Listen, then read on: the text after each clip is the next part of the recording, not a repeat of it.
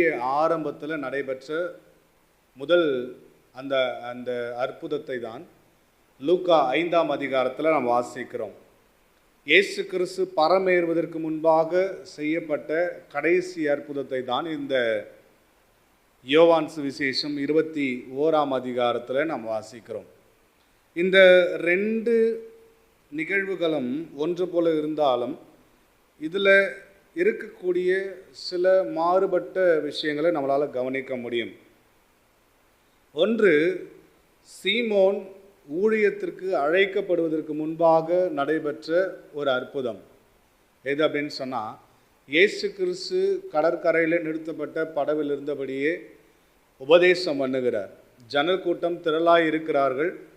திரளாய் இருந்த ஜனக்கூட்டங்களை தவிர்க்கும்படியாக ஒரு படகுல ஏறுகிறார். அது சீமோனுடைய படகாக இருந்தது. அதை கொஞ்சம் தண்ணியில் கொண்டு போய் நிறுத்த சொல்லி அங்கேருந்து என்ன செய்கிறார் அப்படின்னு சொன்னால் பிரசங்கிக்கிறார். ஒரு நீண்ட நெடிய பிரசங்கம், பகல் வேளையில் பகலுடைய வெளிச்சத்தில் நடந்த ஒரு பிரசங்கம். நல்லா விடிந்து வெளிச்சம் இருக்கக்கூடிய சமயத்தில் நடைபெற்ற ஒரு அற்புதமாக அது இருக்கிறது. ஆனால் இந்த அற்புதத்தை நம்ம வாசிக்கும் பொழுது விடிந்து வரக்கூடிய ஒரு சமயம். அதோடு கூட சீமோன் அழைக்கப்பட்ட பிற்பாடு, ஊழிய அழைப்பை பெற்ற பிற்பாடு நடைபெற்ற ஒரு அற்புதமாக இது இருக்கிறது. 2வது, கர்த்தராகிய இயேசு கிறிஸ்து இந்த முதல் அற்புதத்தை செய்யும் பொழுதும் இவர்களிடத்தில் இங்கே கேட்டதை போல அங்கே கேட்கவில்லை. இங்கே என்ன வாசிக்கிறார் அப்படின்னு சொன்னால், புசிக்கிறதுக்கு ஏதாச்சும் இருக்குதா அப்படின்ற கேள்வியை வைக்கிறத நம்ம பார்க்குறோம். ஆனால் முதல் அற்புதத்தில் ஆண்டவர் அவரிடத்தில் எதிர்பார்த்ததா நம்ம பார்க்க முடியல. அவங்களுடைய பிரயாசத்தை கர்த்தர் பார்த்திருந்தார். அவங்க சோர்வாக உட்காந்து தன்னுடைய வலைகளை பழுது பார்த்து கொண்டிருக்கிறத ஆண்டவர் கவனிக்கிறார். ஸோ என்னெல்லாம் பேசிக்கிட்டு இருப்பாங்கன்றதை கர்த்தர் அங்கே என்ன செய்கிறாருன்னா கவனிச்சிருக்கிறார். என்ன இன்னைக்கு நைட்டு நம்ம இரவு முழுதும் நம்ம பிரயாசப்பட்டோம், நமக்கு ஒன்றுமே கிடைக்கலையே, சரி இனி பழுது பார்த்து இந்த வழியாவது நமக்கு ஏதாவது கிடைக்குதான்னு பார்க்கலாம். இந்த கூட்டாக உட்காந்து செயல்பட்டு இருக்கிறாங்க.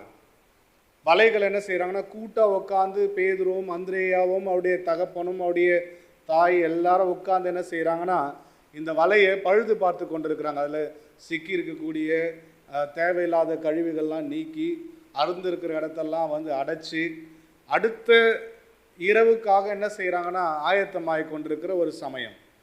இப்போ கர்த்தர் எல்லாத்தையும் பார்த்து அறிந்த தேவன் என்ன செய்யலை அப்படின்னு சொன்னால், தான் புசிப்பதற்கு எதையும் என்ன செய்யலை அப்படின்னு சொன்னால் கேட்கலை.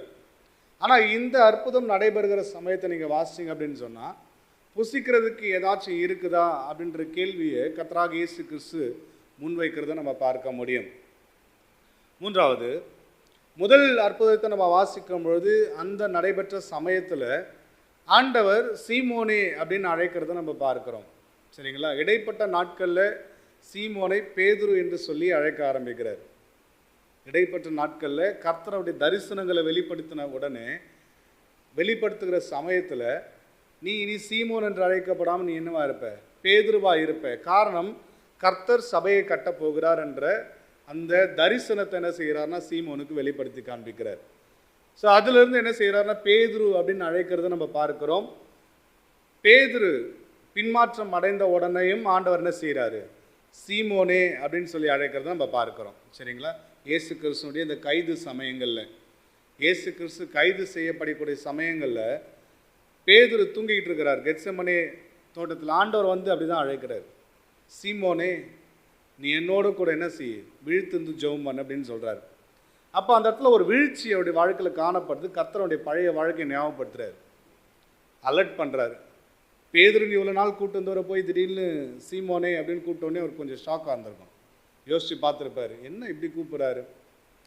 அப்போது ஆண்டவர் வீழ்ச்சிகள் வரும்பொழுதெல்லாம் அவருடைய நிலையை உணர்த்தி என்ன செய்கிறார்னா சில விஷயங்களை நினைவூட்டுகிறார். ஆனால் இங்கே வாசிக்கும் பொழுது இந்த யோவான் சுவிசேஷம் 21ஆம் அதிகாரத்தில் பிள்ளைகளே அப்படின்னு அழைக்கிறத நம்ம பார்க்க முடியும். சரிங்களா?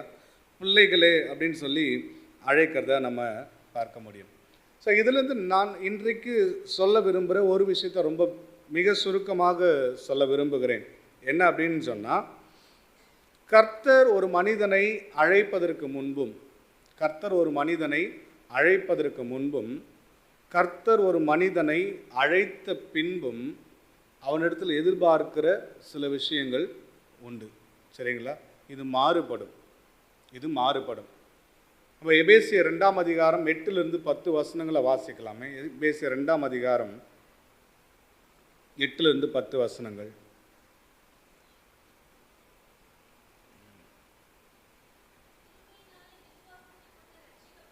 கிருபையினாலே விசுவாசத்தை கொண்டு ரட்சிக்கப்பட்டீர்கள். இது உங்களால் உண்டானதல்ல, இது தேவனுடைய ஈவு. இந்த வசனம் நமக்கு ஒரு விஷயத்தை சுட்டி காட்டுது. என்ன அப்படின்னு சொன்னால், நான் இந்த ரட்சிப்புக்கான அழைப்பை பெறும்பொழுது என்னுடைய பங்கு ஒன்றும் இல்லை. ரட்சிப்புக்கான அழைப்பை பெறும்போது என்னுடைய பங்கு ஒன்றும் இல்லை என்பதை நமக்கு என்ன செய்யுதுன்னா தெளிவுபடுத்துகிறது. அடுத்த வசனம்,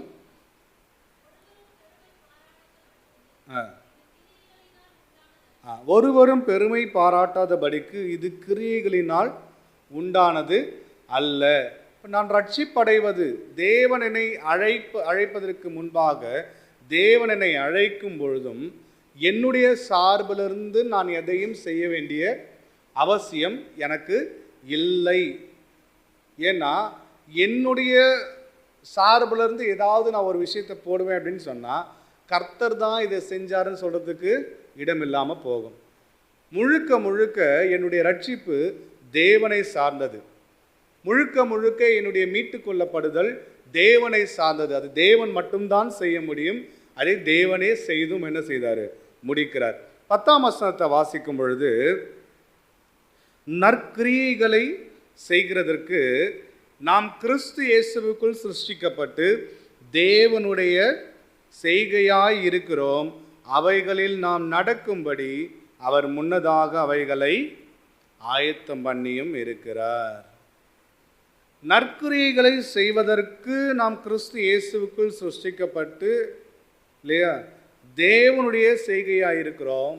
அவைகளில் நாம் நடக்கும்படி முன்னமே அவைகளை தேவன் நமக்கு ஆயத்தம் பண்ணி இருக்கிறார். இது 2 விஷயத்தை காண்பிக்கிறது. ஒன்று, என்னுடைய ரட்சிப்புக்கான விஷயம். நான் ரட்சிக்கப்படுவதற்கு நான் ஒரு விஷயத்தை செய்து அதை அடைய முடியாது இல்லையா? எதையும் செய்ய முடியாது. ஏன்னா அதில் மேன்மை பாராட்டுறதுக்கு ஒன்றுமே இல்லை. என்னுடைய நிலைமை நமக்கு நல்லாவே தெரியும். நான் ஒரு பாவியான ஒரு மனுஷன், பாவத்தினுடைய அருவருப்பில் வாழ்ந்தவன். சுயமாக என்னை நான் காப்பாற்றிக்கொள்ளவோ எந்த விதத்திலும் என்னை மேம்படுத்தி கொள்ளவோ என்னால் முடியாது. சரிங்களா? மரித்து போயிருந்தேன் அப்படின்னு வேதத்தில் வாசிக்கிறோம். இப்படிப்பட்ட நிலையில் இருக்கிற ஒரு மனிதனை கர்த்தராகிய இயேசு கிறிஸ்து தம்முடைய சுய இரத்தத்தினாலே, பரிசுத்தமான இரத்தத்தினாலே பாவத்திலிருந்து விடுதலையும் பாவ மன்னிப்பையும் பரலோக ராஜ்யத்தினுடைய நம்பிக்கையும் அவர் மூலமாக என்ன செய்கிறார்னா கொடுக்கிறார். ஆனால் ரட்சிக்கப்பட்ட பிற்பாடு நம்முடைய வாழ்க்கையில் நற்கிரியைகள் அவசியம். என்ன அவசியம்? நற்கிரியைகள் அவசியம். ரட்சிப்பில் என்னுடைய பங்கை எதிர்பார்க்காத தேவன் ரட்சிக்கப்பட்ட ஒரு மனிதனுடைய வாழ்க்கையிலிருந்து அவனுடைய பங்கை என்ன செய்கிறாரு? எதிர்பார்க்கிறார். ரட்சிக்கப்பட்ட ஒரு மனிதனுடைய வாழ்க்கையில் இப்போ என்ன இருக்குது அப்படிங்கிறத தேவன் என்ன செய்கிறாரு? எதிர்பார்க்கிறார். அதுதான் இந்த அற்புதத்தின் மூலமாக தேவன் ஒரு விஷயத்தை நமக்கு என்ன செய்கிறார்னா கற்றுக் கொடுக்கிறார். ஆண்டவர் வந்து கேட்குறாரு, பிள்ளைகளே அப்படின்னு சொல்லி அழைக்கிறார். பிள்ளைகளே புசிக்கிறதுக்கு ஏதாச்சும் இருக்குதா அப்படின்னு கேட்குறாரு. பாருங்க, பிள்ளைகள் ஆவதற்கு நம்முடைய பிள்ளைகள் இல்லாத இடத்துல போய் நம்ம ஒரு விஷயத்தை என்ன செய்ய மாட்டோம்? எதிர்பார்க்க மாட்டோம். ஆனால் நம்முடைய பிள்ளைகள் இடத்துல என்ன செய்கிறோம்? எதிர்பார்க்கிறோம். இப்போ பிள்ளைகள் அப்படின்னு சொல்லும்பொழுது பிள்ளைகளுக்குரிய பொறுப்பு இருக்கிறது என்பதை நம்ம என்ன செய்யணும்? புரிந்து கொள்ளணும். நாம் பிள்ளைகளாக இருக்கும் பொழுது நமக்கான பொறுப்புகளை தேவன் இந்த உலகத்தில் கொடுத்து வைத்திருக்கிறார். நாம் அக்கிரமத்தில் மரித்து போயிருக்கும் பொழுது நீ இதை செய் அதை செய்ன்னு ஆண்டவர் சொல்லலை. நான் அவருக்கு சத்ருவாக இருக்கும் பொழுது நீ இதை செய் அதை செய்ன்னு என்னை ஆண்டவர் என்ன செய்யலை? ஒரு விஷயத்தையும் சொல்லலை. ஆனால் என்றைக்கு நான் பிள்ளையாய் மாற்றப்படுகிறேனோ, என்றைக்கு கிருபையினாலே விசுவாசத்தை கொண்டு இந்த ரட்சிப்புக்குள் வருகிறேனோ, ரட்சிக்கப்பட்ட மனுஷனுக்கு ஆண்டவர் ஒரு விஷயத்தை சொல்றாரு, நான் உலக தோற்றத்துக்கு முன்பே கிறிஸ்து இயேசுவுக்குள் சிருஷ்டிக்கப்படுகிறேன், தேவனுடைய செய்கையாக இருக்கும்படி தேவன் இந்த உலகத்தில் என்னை வைத்திருக்கிறார். எதற்காகனா நற்கிரியைகளை செய்வதற்கு, நற்கிரியைகளை செய்வதற்கு, என் வாழ்க்கையில் நன்மைகளை வெளிப்படுத்தி காண்பதற்கு. எந்த நன்மை? என்ன நன்மை? ஆண்டவர் கேட்குறாரு, பிள்ளைகளே புசிக்கிறதற்கு ஏதாச்சும் உங்களிடத்தில் உண்டா? யார் புசிக்கிறதுக்கு கேட்குறாரு? யார் புசிக்கிறதுக்கு கேட்குறாரு? சீஷர்கள் புசிக்கிறதுக்கு ஏற்கனவே கறி நெருப்பெல்லாம் போட்டு வச்சிருக்கிறாரு. நீங்கள் நல்லா கவனிச்சிங்கன்னா, இவங்க அடுத்த ரவுண்டு உள்ள கடலுக்குள்ளே போய் வரத்துக்குள்ள என்ன இருக்குது? கரையில் என்ன இருக்குது?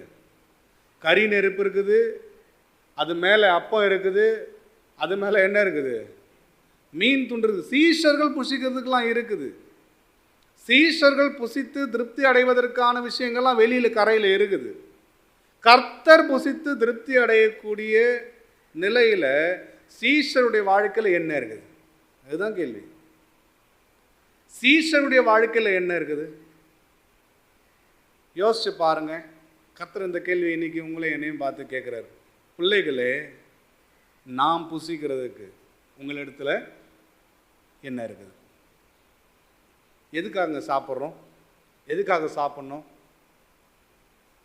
எதுக்காக சாப்பிட்றோம்? சரி, சாப்பிட்டா என்ன நடக்கும்?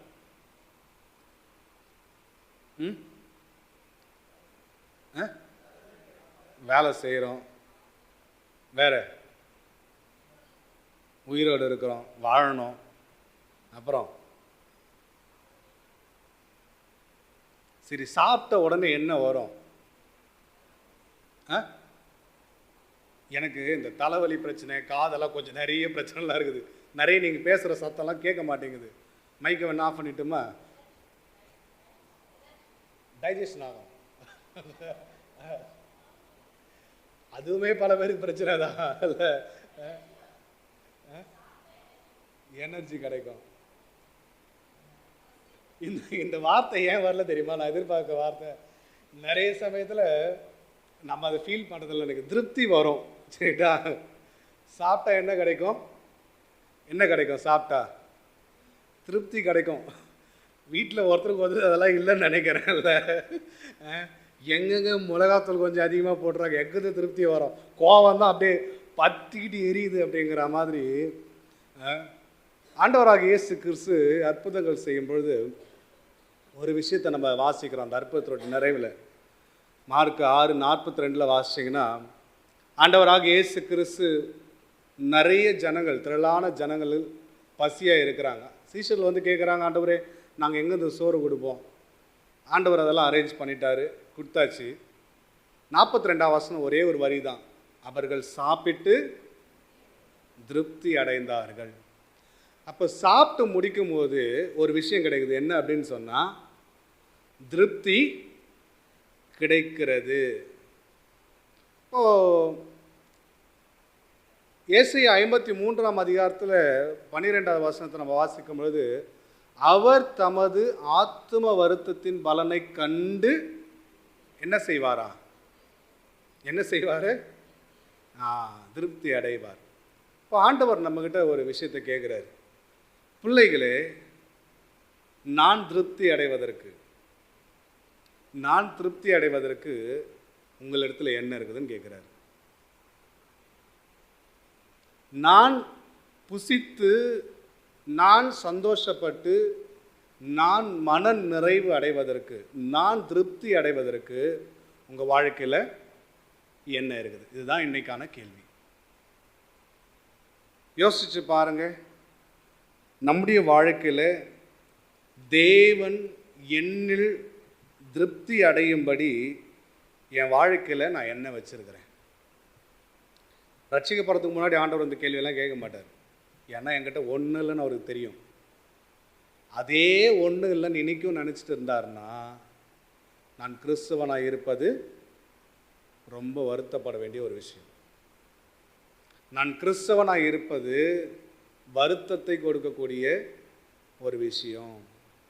இந்த பாருங்க, முன்னால் சொன்னாங்க ஒன்று அகப்படல ஆண்டவரே, முழுவதும் நாங்கள் பிரயாசப்பட்டோம், எங்களால் முடிஞ்ச வரைக்கும் நாங்கள் நைட்டெல்லாம் போராடினோம், விடிஞ்சு வந்துடுச்சு, பகல் ஆயிடுச்சு. இந்த சமயத்தில் அவங்களிடத்துல ஒன்றுமே இல்லைன்னு ஆண்டவர் என்ன செய்கிறாரு? நல்லாவே தெரியும் ஆண்டவர் அவங்கள என்ன செய்கிறாரு, அடுத்த கட்டத்துக்கு நகர்த்துறாரு. சரிங்களா? இப்போவுமே அவங்கக்கிட்ட ஒன்றும் இல்லை, அது ஆண்டவருக்கு தெரியும். ஆனால் ஏன் இந்த கேள்வியை கேட்கிறார் அப்படின்னு சொன்னால், அவர்கள் உணர்த்தப்பட வேண்டும், அவர்கள் உணர்த்தப்பட வேண்டும். பிள்ளைகளே இல்லையா, பிள்ளைகளே, நான் புசித்து திருப்தி அடைவதற்கு உங்கள் வாழ்க்கையில் என்ன இருக்குது பாருங்க. கர்த்தர் இன்றைக்கு நம்முடைய இந்த கேள்வியை நம்மோடு கேட்கிறார் இல்லையா? தனிப்பட்ட ஒவ்வொருடைய வாழ்க்கையிலும் ஆண்டவர் இந்த கேள்வியை என்ன செய்கிறார்னா முன்வைக்கிறார். அருமையான பிள்ளைகளே, அருமையான என் மகனே, என் மகளே, நான் திருப்தி அடைவதற்கு உன்னுடைய வாழ்க்கையில் எனக்காக நீ என்ன வச்சுக்கிட்டு இருக்கிற? என்ன வச்சுட்டு இருக்கிற? பரிசுத்தமான வாழ்க்கையை காண்பித்து தேவனை திருப்திப்படுத்த முடியுமா? நீதி உள்ள வாழ்க்கையை வெளிப்படுத்தி தேவனுக்கு முன்பாக திருப்தி அடைய முடியுமா? நான் அவரில் காண்பிக்கிற அன்பு அவரை திருப்தி அடைய செய்கிறதா? நான் அவரிடத்தில் வெளிப்படுத்துகிற என்னுடைய பிரயாசங்கள் தேவனை திருப்தி அடைய செய்கிறதா? எது தேவனை திருப்தி அடைய செய்கிறது? முதல் சபையை நம்ம வாசித்தோம் அப்படின்னு சொன்னால் நிறைய லிஸ்ட் இருக்குது. அவங்களுடைய நல்ல குணங்கள் தான். அந்த ஒரு நற்குணத்தையும் நம்ம எடுத்து போட முடியாது. எபேசு சபையுடைய அந்த லிஸ்டெல்லாம் பார்த்தோம்னா எல்லாம் ரொம்ப வர்த்து தான். சரிங்களா? ஆனால் ஆண்டவர் ஒரு விஷயத்தை கேட்குறார். நீ ஆதியில் கொண்டிருந்த அன்பை என்கிட்ட விட்டன்னு உன் பேரில் எனக்கு என்ன இருக்குது? குறை இருக்குது அப்படின்னு சொல்கிறார். பாருங்கள், கர்த்தர் எதிர்பார்க்கிற அந்த திருப்தி அவருடைய வாழ்க்கையில் வருகிற வரைக்கும் தேவன் இந்த கேள்வி என்ன செய்கிறாரு? கேட்டுக்கிட்டே தான் இருப்பார். தேவன் எதிர்பார்க்கிற அந்த திருப்தி அவருடைய வாழ்க்கையில் வருகிற வரைக்கும் நம்ம என்ன செய்கிறார்னா இந்த கேள்விகளோடு நம்மை சீர்படுத்துவதற்கான விஷயங்களை தேவன் சேர்த்து கொண்டே தான் இருக்கிறார். சில அற்புதங்களையும் அவர் கட்டளையிடுகிறார். சில சமயங்களில் கண்டித்து உணர்த்துகிறார். சில சமயங்களை நம்மை உபதேசிக்கிறார். சில சமயங்களில் அவருக்குரிய வகையில் நம்மை சிட்சிக்கிறார், தண்டிக்கிறார். இதெல்லாம் எதற்காக அப்படின்னு சொன்னால், நான் அவருக்கு முன்பாக அவருக்கு திருப்தி உடையவனாக நான் இருக்க வேண்டும். அவர் என்னுடைய வாழ்க்கையில் என்ன எதிர்பார்க்கிறாரோ அதை கொடுக்கக்கூடிய இடத்துல நான் என்ன செய்யணும்? இருக்கணும்னு சொல்லி எதிர்பார்க்கிறார். இப்போ பாருங்கள், நல்லா யோசிச்சு பாருங்கள். இந்த கேள்வியை வெறும் மீனுக்காக தான் கேட்டிருப்பார் அப்படின்னு சொன்னால், கறி நெருப்பு மேலே இருக்கக்கூடிய மீன் துண்டை பார்த்தோன்னே அவங்க கேட்கக்கூடும், என்னங்க எங்கேயே அப்பத்தையும் மீனையும் வச்சுக்கிட்டு எங்ககிட்ட ஏதாவது சாப்பிட்றதுக்கு தரீங்களான்னு கேட்குறீங்களேன்னு கேட்டிருப்பாங்க. இங்கே ஏற்கனவே மீனும் அப்பத்தையும் நீங்கள் உங்களால் தயார்படுத்த முடியும் பொழுது எங்களிடத்துல ஏன் இந்த கேள்வியை கேட்டீங்கன்னு அவங்க கேட்க முடியும். சரிங்களா? அப்போ ஸ்பெசிஃபிக்காக கர்த்தர் இந்த கேள்வியை கேட்பது என்பது அவருக்காக என்ன செய்கிறார் அப்படின்னு சொன்னால் இந்த கேள்வியை கேட்கிறார். அந்த கேள்வியை கூட இன்னும் கொஞ்சம் கவனித்து பாருங்களேன். புசிக்கிறதற்கு ஏதாகிலும் லீஸ்ட் எக்ஸ்பெக்டேஷன், ஏதாகிலும் அப்படின்னு சொன்னால் ஏதாச்சும் கொஞ்சம் அப்படின்னு அர்த்தம்.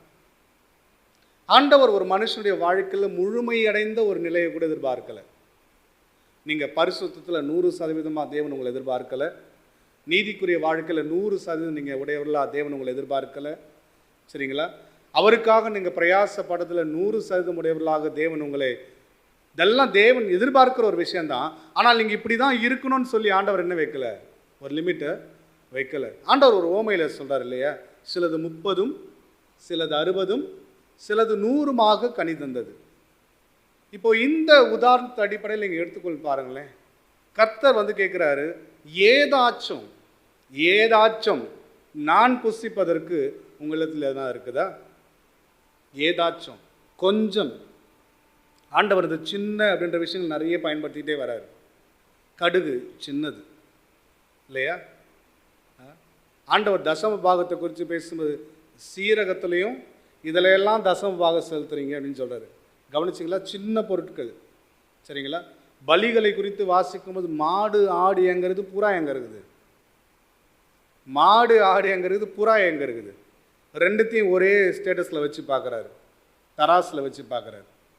அப்போ கர்த்தர் நம்முடைய வாழ்க்கையில் ஏதாகிலும் அவரை பிரியப்படுத்துகிற விஷயம் இருக்குதான்றது கவனிக்கிறார்.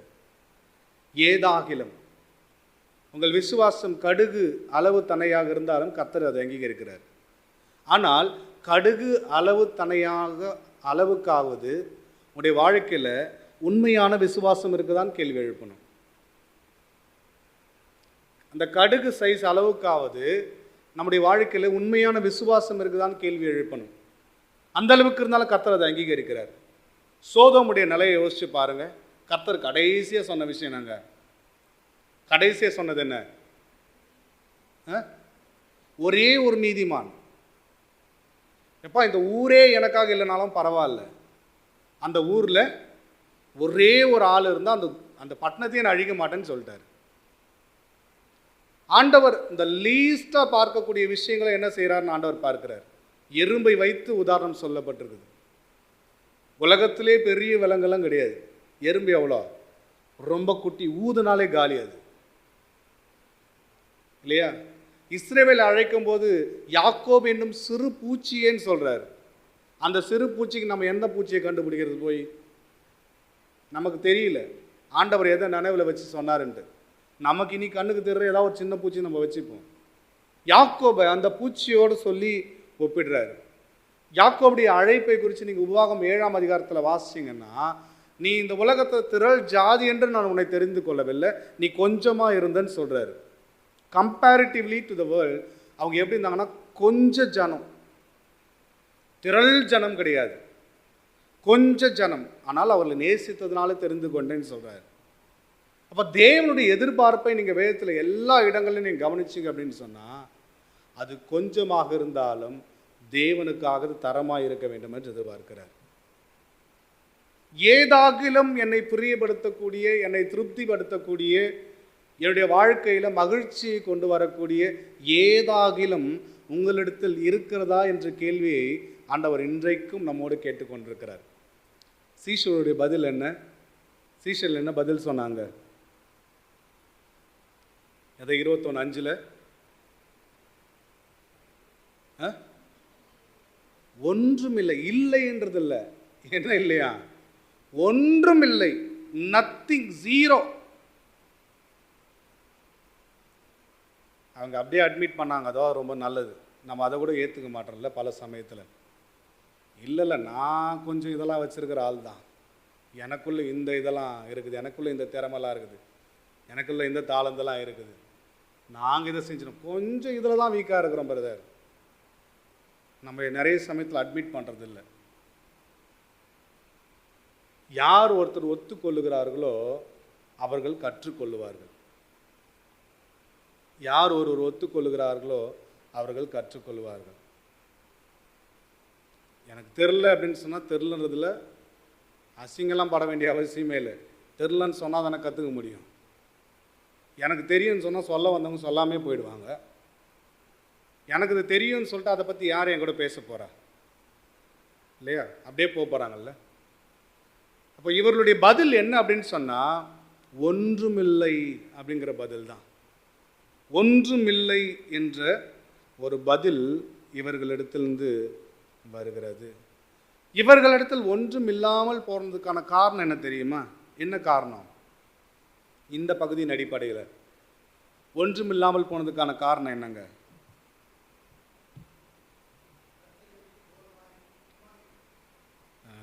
இந்த பின்மாற்றத்துக்கான காரணம் என்ன அப்படின்னு சொன்னால், தேவனுடைய வார்த்தையின் மீது அவர்களுக்கு என்ன இல்லை? நம்பிக்கை இல்லை. தேவன் சொன்னார், கலிலேயா கடலில் நான் வெயிட் பண்ணிக்கிட்டு இருக்கிறேன், என் சகோதரர் என் சீஷர்களுக்கு போய் சொல்லுங்கள், பேதுருவுக்கு போய் சொல்லுங்கள், நான் அங்கே என்ன செய்கிறேன்? காத்து கொண்டிருக்கிறேன்னு சொன்னார். இந்த வார்த்தையின் மீது அவர்களுக்கு என்ன இல்லை அப்படின்னு சொன்னால், நம்பிக்கை இல்லை. நம்பிக்கை இல்லை. தேவன் சொன்ன இடத்துல அவர் எதிர்பார்த்தபடி அவர்கள் இல்லை. தேவன் என்ன சொல்ல போகிறார் என்ற அந்த வார்த்தைகளுக்கு செவி கொடுக்கிற இடத்துல அவர்கள் இல்லை. அதனுடைய விளைவு என்ன அப்படின்னு சொன்னால், அவர்களிடத்திலும் ஒன்றுமில்லை. வார்த்தையின் மீது நம்பிக்கை இல்லை. அதை கேட்குற இடத்துல அவர்கள் இல்லை. என்ன சொல்ல போகிறான்னு கேட்குற இடத்துல இல்லை. அதனால் அவருடைய வாழ்க்கையிலும் ஒன்றுமே இல்லை. இன்றைக்கு நம்முடைய வாழ்க்கையில் வெறுமை காணப்படுவதற்கான காரணம் என்ன? அடிப்படை காரணம் என்ன? யோசிச்சு பாருங்கள். ஆவிக்குரிய வாழ்க்கையிலும் சரி, நம்முடைய உலக வாழ்க்கையிலும் சரி, நாம் பல நேரத்தில் அது இது அப்படின்னு சொல்லி பல ஏமாற்றங்களோடு நம்மை ஏமாற்றுவது மட்டுமல்ல, தேவனையும் ஏமாற்றி கொண்டிருக்கிறோம். நம்மை நாமே வஞ்சிக்கிறது மட்டுமல்ல, தேவனையும் வஞ்சித்து கொண்டிருக்கிறோம். அவர் கேட்கும் போதும் நம்ம இடத்துல ஒன்றும் இல்லை. நம்மிடத்திலும் ஒன்றும் இல்லாமல் இருப்பதற்கான காரணம் என்ன அப்படின்னு சொன்னால், கர்த்தருடைய வசனத்தின் மேல் வைக்கக்கூடிய நம்பிக்கை நம்முடைய வாழ்க்கையில் இல்லை. இதனால் நம்மகிட்டேயும் ஒன்றும் இல்லை, அவருக்கு கொடுக்கவும் ஒன்றும் இல்லை. அவருக்கு கொடுக்கவும் ஒன்றும் இல்லை. சில விஷயங்களை ஆண்டவர் செய்கிறாரு. 6ஆம் வசனத்தை வாசிக்கும் பொழுது, அப்பொழுது அவர்கள் நீங்கள் படவுக்கு வலதுபுறமாக வலையை என்ன செய்யுங்க, போடுங்க. பாருங்க, இது என்ன சென்ஸில் இது வந்து எழுதினார் நமக்கு தெரியாது. ஆனால் இதுலேருந்து ஒரு விஷயத்தை நான் உங்களுக்கு சொல்லணும்னு நான் விரும்புகிறேன். சரிங்களா? முதல் அற்புதம் நடக்கும்போது கூட ஆண்டவர் சொல்கிறார், ஆழத்தில் கொண்டு போய் போடுன்னு சொல்கிறாரு. சரிங்களா? ஆழத்தில் கொண்டு போய் போட்டாங்க, திரளான மீன்களை பிடிச்சாங்க. ஒருவேளை அவங்க முன்னாடியே செஞ்சுருக்கலாம், இல்லை அவங்களும் ஏற்கனவே ஆழத்தில் போட்டிருக்கலாம். எது நடந்தது நமக்கு தெரியாது. அங்கே நீண்ட பிரசங்கம் நடக்கிறது. என்ன பிரசங்கத்தை பற்றி ஆண்டவர் பேசினார் தெரியாது. அந்த வார்த்தையின் அடிப்படையில் பேதுரு என்ன செய்கிறாருன்னா, உடனே அங்கே வாசிக்கிறோம், உம்முடைய வார்த்தையின்படி போடுகிறேன். இவ்வளோ நாள் நீண்ட பிரசங்கத்தை கேட்ட பேதுருவுக்கு ஒரு தாக்கம் ஏற்பட்டது. இவரால் செய்ய முடியும், இவரால் ஏதோ ஒன்று என்ன செய்ய முடியும், வாழ்க்கையில் நடப்பிக்க முடியுன்ற ஒரு உறுதிக்கு வராரு. கொண்டு போய் என்ன செய்கிறாருன்னா, வலையை போடுறாரு, பிடிச்சாரு, இழுத்துட்டு வந்தாங்க. சரிங்களா? இந்த இடத்துல வாசிக்கும் பொழுது ஆண்டவர் ஒன்றும் சொல்லலை, வலதுபுறம் போடுங்க.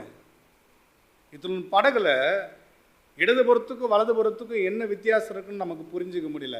ஆனால் ஒரு விஷயம் என்ன அப்படின்னு சொன்னால், த டிவைன் கைடன்ஸ், தேவனுடைய வழிகாட்டுதலின்படி அவர்கள் செய்ததுனால இப்போ என்ன நடக்குது அப்படின்னு சொன்னால், ஒன்றுமில்லை என்று சொன்னவருடைய வலையில் 153 பெரிய மீன்கள் இருந்தது. தேவனுக்கு அன்பாக இருந்த சீஷன், அவரை ஐடென்டிஃபை பண்ண ஆள் இங்கே இருக்கிறார். அவர் கர்த்தர் என்று சொன்ன யோவானால் அந்த எண்ணிக்கையை கூட மறக்க முடியல. 153 எழுதி வைக்கிறார். ரைட்டுங்களா? நிறைய நம்பர்ஸ் நம்ம வேதத்தில் வாசிக்க முடியும். அதில் 153 பெரிய மீன்கள் இருந்தது அப்படின்னு சொல்லி அந்த நம்பர்ஸோடு அவர் எழுதுகிறார். ஸோ எவ்வளோ இம்பேக்ட்ஃபுல்லாக இந்த இந்த அற்புதம் அவருடைய வாழ்க்கையில் நடந்தது என்பதை யோவான் மூலமாக நம்ம இதை அறிந்து கொள்ள முடிகிறது. அப்போ ஒன்றுமில்லை என்று சொன்னவருடைய வாழ்க்கையில் இங்கே ஒரு விஷயம் நடக்குது. என்ன அப்படின்னு சொன்னால், வலதுபுறமோ இடதுபுறமோ எதுவாக இருக்கலாம், விடிந்து வரக்கூடிய சமயம். சரிங்களா?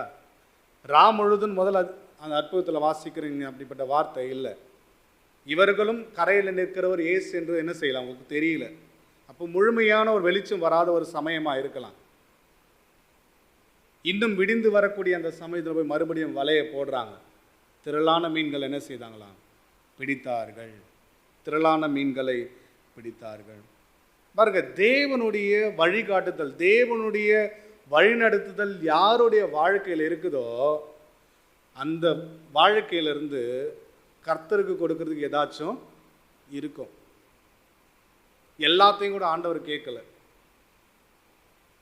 ஆண்டவர் கறி நெருப்பை போட்டு ஏற்கனவே அப்பமும் மீனும் வைக்கப்பட்டிருந்த சமயத்தில் கூட கேட்குறாரு, இப்போ நீங்கள் பிடிச்சதுலேருந்து எனக்கு கொண்டு வாங்கன்னு சொல்கிறாரு. அதான் பிடிச்சாச்சு, அற்புதம் நடந்துருச்சு. ஆண்டவர் அப்படிலாம் விடலை. ஆண்டவர் அவங்க கையில் கொடுத்தாரு, கொடுத்ததுலேருந்து இப்போ கொண்டு வாங்கன்னு சொல்கிறாரு.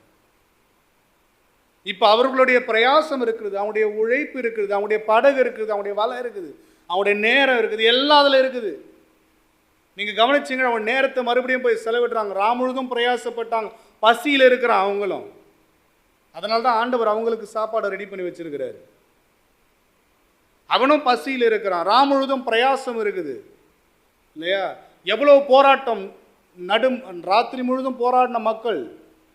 சரிங்களா? அவர்களுடைய பிரயாசத்துலேருந்து பிடித்து கொண்டு வந்த ஒரு மீன். கர்த்தர் சொன்னார், அவ்வளோதான். கைட் பண்ணார், அவ்வளோதான். வேலையெல்லாம் யார் செஞ்சது? வேலை யார் செஞ்சது? சீஷர்கள் தான் செஞ்சாங்க. 7 பேர் செஞ்சாங்க. 7 பேர் இருந்து தான் நம்ம வாசிக்கிறோம். அவங்க எல்லாம் மீன்பிடி தொழில்னால அவங்க வலையை போட போனாங்க. மீதி பேர் அந்த தொழில் உள்ள ஆட்கள் இல்லை. ஒருத்தர் வரி வசூலிப்பவராக இருந்தார், ஒருத்தர் அரசியல் சார்புடையவராக இருந்தார். இப்படிப்பட்ட ஆட்கள் இருந்தாங்க. இந்த 7 பேர் மீன் பிடிச்சாங்க போயிட்டு. மீதி பேர் கரையில் கட்டாயம் இருந்திருப்பாங்க இல்லையா? அப்போ இவர்களுடைய பிரயாசத்திலிருந்து இப்போ ஆண்டவர் என்ன செய்கிறாருன்னா, தமக்கா கேட்குற போய் கொண்டு வான்றார். போய் கொண்டு வாங்க. பேதுரு போய் அதிலிருந்து சிலவற்றை கொண்டு வந்தான் வாசிக்கிறோம். இந்த முறை அவனுடைய வாழ்க்கையில் ஒன்றும் இல்லைன்னு சொல்கிறதுக்கான வாய்ப்புகள் இல்லை. காரணம் என்ன அப்படின்னு சொன்னால், தேவனுடைய வழிகாட்டுதலின்படி அவர்கள் வலையை போட்டாங்க. இந்த பாருங்க, தேவனுடைய வழிகாட்டுதல் உங்களுடைய வாழ்க்கை இருக்கும் அப்படின்னு சொன்னால், கர்த்தர் உங்களிடத்தில் கேட்கும் பொழுது அவருக்கு கொடுக்கத்தக்க விஷயங்கள் உங்கள் வாழ்க்கையில் இருக்கும். உங்கள் வாழ்க்கையில் தேவன் பரிசுத்தத்தை எதிர்பார்க்கிறாரா? ஏதோ ஒரு வகையில் பரிசுத்தத்திற்கான விஷயங்களை உங்கள் வாழ்க்கையில் செய்து கொண்டிருப்பீங்க. தேவன் நீதிக்குரிய செயலை உங்கள் வாழ்க்கையில் எதிர்பார்க்கிறாரா? ஏதோ ஒரு வகையில் அவருடைய நீதியை நீங்கள் என்ன செய்வீங்க? உங்கள் வாழ்க்கையில் வெளி காமிச்சிக்கிட்டு இருப்பீங்க. தேவன் உங்களுடைய பிரயாசத்தை எதிர்பார்க்கிறாரா? ஏதோ ஒரு வகையில் கர்த்தருக்காக நீங்கள் கொடுக்கறத நீங்கள் என்ன செய்வீங்க? உங்கள் வாழ்க்கையில் ஊக்கப்படுத்தி கொண்டே இருப்பீங்க. கர்த்தருடைய வழிகாட்டுதல் உங்களுடைய வாழ்க்கையில் இருக்க வேண்டியது அவசியம். கர்த்தருடைய வழிகாட்டுதல் உங்களுடைய வாழ்க்கையில் இருக்க வேண்டியது அவசியம். சரி, கர்த்தருடைய வழிகாட்டுதல்னா என்ன?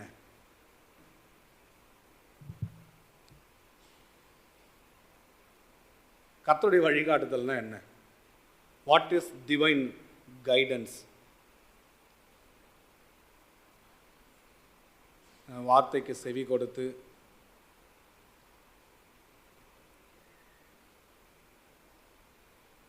அவருக்கு என்ன விருப்பமோ, என் வாழ்க்கையை குறித்து அவருக்கு என்ன விருப்பமோ, அவர் என்ன சொல்கிறாரோ அதை நான் கவனித்து செய்யணும்.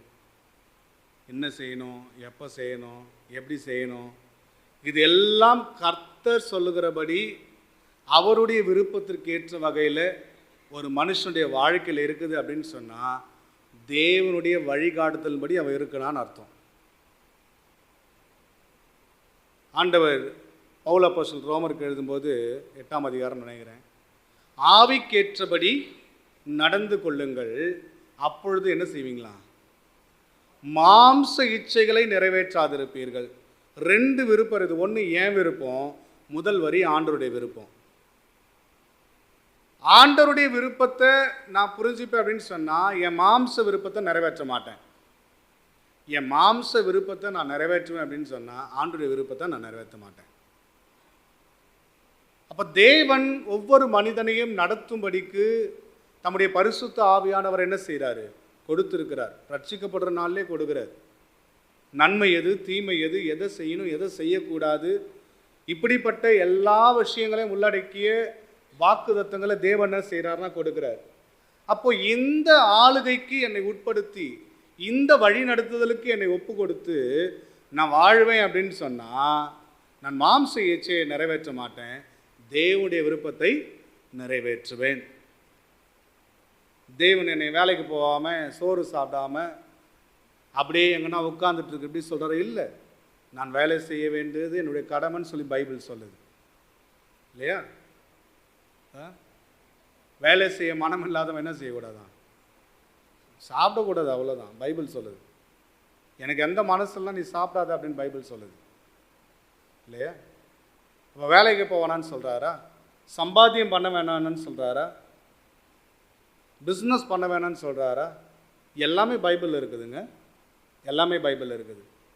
ஆனால் இவை எல்லாவற்றையும் தேவனுடைய விருப்பத்தின்படி நான் என்ன செய்யணும்? என் வாழ்க்கையில் அமைத்து கொள்ளணும். இப்போ தேவனுடைய சித்தத்தை புரிந்து கொண்டு என் வாழ்க்கையில் நான் இதை கடைபிடிக்க ஆரம்பிக்கும்போது, தேவன் என்னிடத்தில் கேட்கும்போது என் வாழ்க்கையில் என்ன இருக்கும்? ஏதாச்சும் இருக்கும். ஆண்டவர் புசிப்பதற்காக, ஆண்டவர் திருப்தி அடைவதற்காக என் வாழ்க்கையில் இருக்கும். இந்த வசனத்தை என்கிட்ட ஒன்றும் இல்லை அப்படின்னு சொல்லும்போது, இந்த ஏசாயா 53ஆம் அதிகாரத்தை நினச்சி பாருங்களேன். அவர் தம்முடைய ஆத்ம வருத்தத்தின் பலனை கண்டு திருப்தி அடையலைன்னு சொன்னால் எவ்வளோ வருத்தம். ஆண்டவர் சரீரத்தில் அடைந்த ஆக்கினியை விட அவருடைய ஆத்மா அதிக வருத்தப்பட்டது. யாரை குறித்து? உங்கள் ஒவ்வொருவரையும் குறித்து, என்னை குறித்து. தனிப்பட்ட முறையில் உங்கள் ஒவ்வொருவரையும் குறித்து யோசித்ததுனால தான் கல்வாரி சிலுவையில் மரித்தார். ஏதோ பொதுவாக எல்லாருக்காகவும் ஒரு விஷயத்தை செஞ்சேன்னு கிடையாது. காமன் அனௌன்ஸ்மெண்ட் கிடையாது, காமன் டீட் கிடையாது அது, இல்லையா? ஒவ்வொருவருக்காக கர்த்தராகிய இயேசு கிறிஸ்து அதை செய்தார். அப்போ தேவன் தம்முடைய ஆத்தும வருத்தத்தின் பலனை கண்டு திருப்தி அடைகிறாரா? திருப்தி அடையணும்னு சொன்னால் தேவ வழிகாட்டுதல் நம்முடைய வாழ்க்கையில் இருக்கணும். தேவ வழிகாட்டுதல் நம்முடைய வாழ்க்கையில் இருக்கணும். தேவ வழிகாட்டுதல் எப்படி நம்ம புரிந்து கொள்ள முடியும்? கர்த்தருடைய வசனத்திலிருந்து மட்டும்தான். கர்த்தருடைய வசனத்திலிருந்து மட்டும்தான் நம்ம அதை புரிந்து கொள்ள முடியும். சங்கீதம் 119, 105 வாசிக்கிறோம், பாதைக்கு வெளிச்சம், நான் நடக்க வேண்டிய வழியை எனக்கு காண்பித்து கொடுக்குற ஒரே ஒரு விஷயம் பரிசுத்த வேதாகம், கர்த்தருடைய வார்த்தை மட்டும்தான். அப்போ கர்த்தருடைய வார்த்தை உங்களுடைய வாழ்க்கையில் வெளிச்சமாக இருக்கிறதா என்பதை நம்ம என்ன செய்யணும்? தெரிந்து கொள்ளணும். தெரிந்து கொள்வது மட்டுமல்ல, தொடர்ந்து நம்மோடு கூட பேசக்கூடிய அந்த தெய்வத்தோடு நம்முடைய உறவு முறை, ஐக்கியம் சரியானதாக இருக்கிறதா என்பதை நம்ம என்ன செய்யணும்? புரிந்து கொள்ள வேண்டும். அவருடைய விருப்பம் என்னன்னு சொல்லும்போது நம்ம அதை கவனிக்க வேண்டும் முதல்ல, இல்லையா? கவனிக்க பழகணும். நான் லவலவலவன் பேசிகிட்டு இருந்தா என் எதிர பேசுகிறவங்க யார் என்னை கேட்க முடியும்? நம்ம வீட்டில் நம்ம பைபிளை திறந்து உட்காந்தாலும் என் லிஸ்ட்டு தான் பெருசாக இருக்குது, இல்லையா? என் லிஸ்ட்டு தான் பெருசாக இருக்குது. இது அது இது இது பிளா பிளா பிளா பிளா, எவ்வளோ லிஸ்ட்டு பெருசாக இருக்குதுல்ல. இந்த பில் கவுண்டர்லாம் சுற்றி வச்சுருப்பாங்க, பேப்பர் ஆடு பிரித்து விட்டா என்ன செய்யும்? அது ஓடும். அந்த மாதிரி நம்மளுடைய லிஸ்ட்டு பெருசாக இருக்குது. ஆண்டவர் என் வாழ்க்கை குறித்து அந்த நாளில் என்ன விருப்பப்பட்டாருன்னு நம்மளால் என்ன செய்ய முடியல? கவனிக்க முடியறதில்ல பல சமயங்களில். நீங்கள் யாரும் கவனிக்கலன்னு நான் சொல்லலை, ஆனால் பல சமயங்கள் இங்கே நம்ம என்ன செய்கிறோம்? தவறுறோம். அதனால் ஆண்டவர் என்ன நமக்கு வச்சிருக்கிறார்ன்றது என்ன செய்யறதில்ல? புரிஞ்சுக்கிறதில்ல. அது மட்டும் இல்லாமல் கீழ்ப்படியக்கூடிய அதுக்கு மனசு வேணும். இப்போ தேவனுடைய வழிகாட்டுதல், தேவனுடைய வசனத்தின்படி இருக்கும் பொழுது இதையெல்லாம் நம்ம என்ன செய்யணும்? ஒழுங்குபடுத்த வேண்டியது அவசியம். கர்த்தருடைய சத்தத்திற்கு நம்ம செவி கொடுக்க ஆரம்பிக்கணும், இல்லையா? அவரோடு உள்ள ஐக்கியத்தில், உறவில் எப்பொழுதும் நிலைச்சிருக்க நம்ம முயற்சி செய்யணும். சரிங்களா? தெய்வீக வழிகாட்டுதல் நம்ம என்ன செய்யணும்? கவனித்து காத்திருத்தல் அதில் அவசியம். கர்த்தர் ஒரு விஷயத்தை நமக்கு சொல்லும்போது அப்படியே நிறைய நேரத்தில் அடுத்த செகண்டே செய்யக்கூடியதாக இருக்காது எல்லாமே. சில சமயங்களில் காத்திருக்க வேண்டியது அவசியம், இல்லையா? ஆண்டவர் கலிலேயாவே காத்திருக்க சொன்னார் முதல்ல. இவங்க காணோம், அதனால் அவர் முன்னாடி வந்துட்டார். அந்த டைமுக்கு அவர் வந்துட்டார், அவ்வளவுதான். காத்திருக்கவில்லை, இல்லையா? கீழ்ப்படியக்கூடிய மனம் வேண்டும். பழைய ஏற்பாட்டில் அநேக மக்களை தேவன் அற்புதமாக வழிநடத்தினார். நிறைய உதாரணங்கள் நம்ம வாசிக்க முடியும். 1-2 மனிதர்களை மட்டும் நான் சொல்கிறேன். மோசையை குறித்து வாசிக்க முடியாது. மோசை 3, 1-10, 20, 1-17 நிறைய விஷயங்களை நம்ம வாசிக்கும்போது கர்த்தர் மோசை என்ன செய்தார்?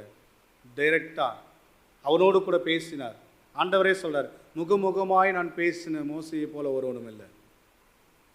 நேரடியாக இது எதை குறிக்குது அப்படின்னு சொன்னால், கர்த்தர் ஒவ்வொரு இண்டிபெண்டன்ட், ஒவ்வொரு தனி மனிதனோடும் இடைப்படுகிறவர், ஒவ்வொருவரையும் தனிப்பட்ட நிலையில் நடத்த விரும்புகிறவர், இல்லையா?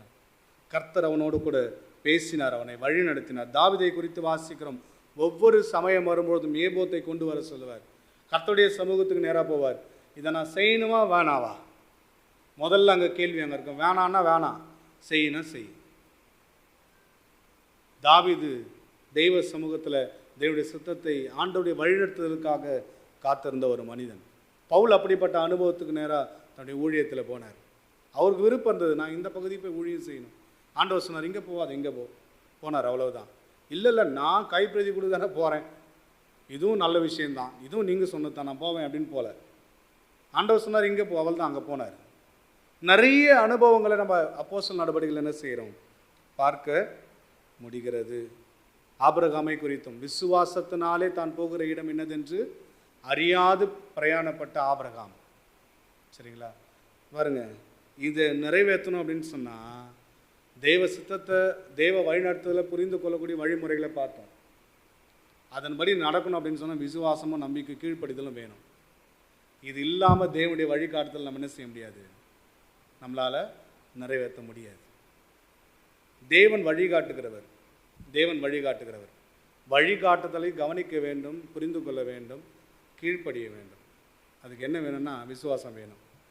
நம்முடைய வாழ்க்கையில் விசுவாசம் வேண்டும். என்றையும் கர்த்தர் உங்களை பார்த்து கேட்கக்கூடிய ஒரு கேள்வி இதுதான். எனக்கு அன்பான பிள்ளைகளே, நான் திருப்தி அடையக்கூடிய, நான் மன நிறைவு அடையக்கூடிய, நான் புசிக்கத்தக்க கனிகள் உங்களுடைய வாழ்க்கையில் என்ன இருக்குது? வேதத்தில் வாசிக்கிறோம், சுவிசேஷத்தில் கர்த்தர் பசியாக இருந்தார். போகிற வழியில் ஒரு மரத்தை பார்க்குறார், காட்டத்தி மரத்தை. அதில் புசிக்கிறதுக்கு எதனா இருக்குதான்னு பார்க்குறாரு. உடனே அழிச்சு போட்டார். காலையில் காணும், அந்த மரம் காஞ்சி போச்சு. அன்றைக்கி கர்த்தர் நமக்கு நிறைய ஆயுசு நாளை கூட்டி கொடுக்குறாரு. கர்த்தர் நமக்கு நிறைய கிருபைகளை கூட்டி கொடுக்குறார். கர்த்தர் நமக்கு நிறைய இரக்கத்தை பாராட்டி கொண்டே இருக்கிறார். இன்னும் நம்முடைய வாழ்க்கையில் ஒன்றுமில்லை அப்படின்னு சொல்லிக்கிட்டு இருப்போம் அப்படின்னு சொன்னால் நிச்சயமாக ரொம்ப வருத்தத்துக்குரிய இடத்துல தான் இருக்கிறோம். ஏதாகிலும் கொஞ்சமாவது இல்லையா, அவருக்காக அவர் திருப்தி அடையக்கூடிய நிலையில் என்னிடத்தில் என்ன இருக்குது? என் நேரம் இருக்கிறதா? என்னுடைய அறிவு இருக்கிறதா? தேவன் எனக்கு கொடுத்த தாளந்துகள் இருக்கிறதா? தேவன் எனக்கு பாராட்டின பணம் என்னிடத்தில் இருக்கிறதா? எது வேண்டுமானாலும் இருக்கலாம். அது கர்த்தருடைய பயன்பாட்டுக்கு வேணும். நான் ரட்சிக்கப்படுவதற்கு முன்பாக எதுவும் தேவையில்லை. இதெல்லாம் என் அறிவு தேவையில்லை, அந்தஸ்து தேவையில்லை, படிப்பு தேவையில்லை, பணம் தேவையில்லை, என்னிடத்தில் இருக்கக்கூடிய எந்த ஒரு விஷயமும் ஆண்டவருக்கு தேவையில்லை. ஆனால் நான் பிள்ளை ஆன பிறகு எனக்கென்று பொறுப்பு இருக்கிறது. தேவன் என்னிடத்தில் இருக்கிறது என்ன செய்வார்? நிச்சயம் கேட்பார். உங்கள் வலைகளை அவிழ்க்கிறதுக்கு தயாராகிறீர்கள். வலைகளை அவிழ்த்து சிலவற்றை கர்த்தருக்காக கொண்டு வரதுக்கு தயாராகிறீர்கள். உங்கள் நேரத்தை கொடுங்கள், உங்களுடைய பணத்தை கொடுங்கள், உங்களுடைய ஃபிசிக்கலான உழைப்பை கொடுங்கள்.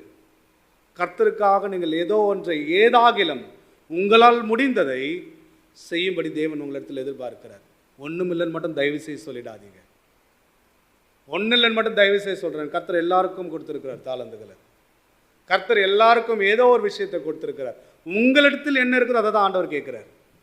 உங்களிடத்தில் இல்லாததை தேவன் கேட்கிறவர் அல்ல. உங்களிடத்தில் என்ன இருக்கிறதோ அதை தேவன் கேட்கிறார். கர்த்தருக்காக கொடுங்க. கர்த்தர் அதையும் பயன்படுத்துவார். அவர் கொடுத்து எப்படி ஒன்று பெருக செய்கிறாரோ வாங்கினதே என்ன செய்வார்? பெருக செய்வார். ஏன்னா பெருக செய்கிற தேவன் அவர் மட்டும்தான்.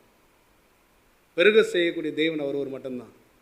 என்கிட்ட கொடுத்ததே அவர் பெருக செய்வார் அப்படின்னு சொன்னால், பெருக செய்யக்கூடிய வல்லமை நிறைந்த கர்த்தர் உங்களிடத்திலிருந்து பெறப்பட்டதை என்ன செய்வார்? அதை பிளஸ் பண்ணுவார், ஆசீர்வதிப்பார். அதுதான் நமக்கு அந்த உதாரணம் சொல்லுது. வெறும் 5 அப்பம் 2 மீன் 5000க்கு அதிகமான மக்கள் பெருக செய்தார்.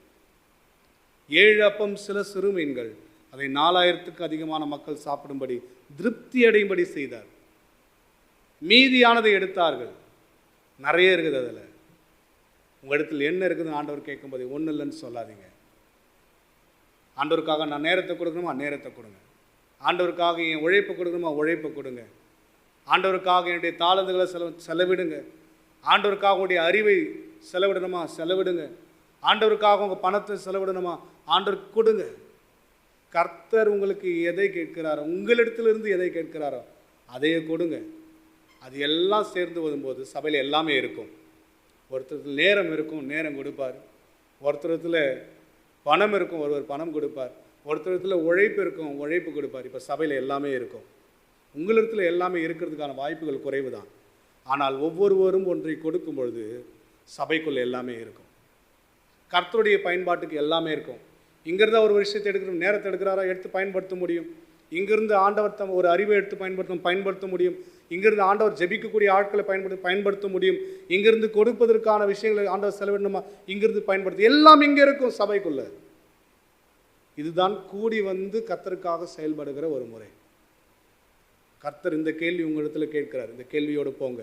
பதில் என்னன்னு நீங்கள் தான் சொல்லணும். கர்த்தர் இந்த நேரத்தை நமக்கு ஆசீர்வாதம் தந்தமைக்காக நன்றி சொல்லுகிறோம்.